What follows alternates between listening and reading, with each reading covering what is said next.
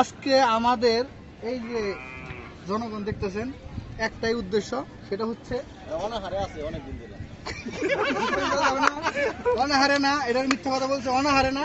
আমাদের এখানে একটা পিকনিকের আয়োজন করা হয়েছে, ছোট্টখাটো একটা পিকনিকের আয়োজন করা হয়েছে। তো আমরা এই সবার মুখ থেকে শুনবো আসলে পিকনিকটা কি কারণে, কিসের উদ্দেশ্যে। আচ্ছা, প্রথমে তোমারে বলি, এইটা কি উপলক্ষে আজকের এই আয়োজনটা? বলতাম না, তা আপনি বলেন। মনকে এনজয় করার জন্য, আনন্দ পাওয়ার জন্য। ও সুন্দর কথা, নাইস নাইস। আচ্ছা আপনি বলেন।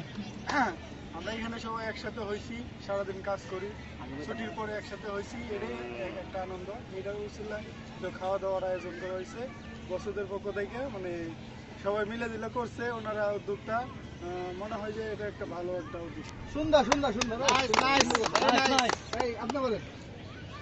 আসলে কাজের ফাঁকে কোনো সময় এরকম আয়োজন করা হয় না, সবসময় আমরা ব্যস্ত থাকি। ব্যস্ততার মাঝেও আসলে বছরা চায় কাজের মধ্যেও আমাদের আনন্দ রাখা, এটা বছরা সবসময় চায়।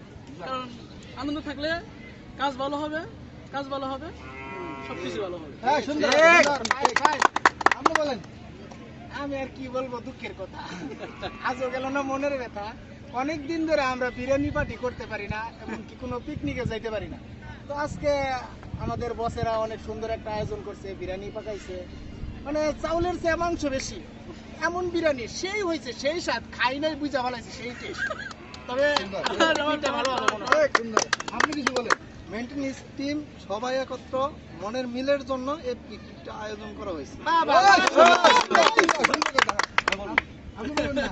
আচ্ছা, এই যে এই ভদ্রলোক ভয় পেয়েছে, বলবে না, তো আমি বলি। আজকের এই আয়োজনটা হচ্ছে সবাইকে একসাথে করার মূল উদ্দেশ্য, তারপর হচ্ছে খাওয়া দাওয়া। আর একখানে এক জায়গায় একসাথে থাকার অবস্থা হচ্ছে এই কারণেই সবার মন মানসিকতা ভালো থাকে, কেউ আলাদা আলাদা থাকে না, একতাই হচ্ছে বন্ধন। তো আমরা সবাই একখানে হওয়ার একটাই কারণ যে ছোট্ট একটা আয়োজন করে সবাই একসাথে হবো, দুটা মনের কথা বলবো। সবাই ভালো থাকবেন, শান্তিতে থাকবেন।